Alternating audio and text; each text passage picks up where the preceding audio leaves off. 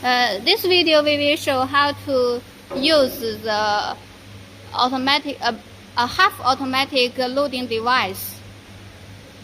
This is the switch, the foot switch. Press this switch, and then the loading assistance device will work.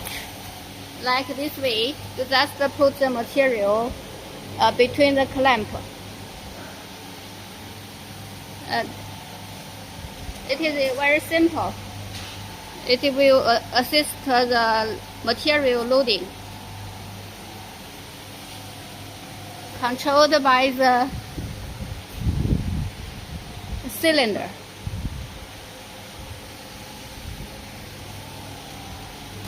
Just like this way, you can easily load the material on the machine.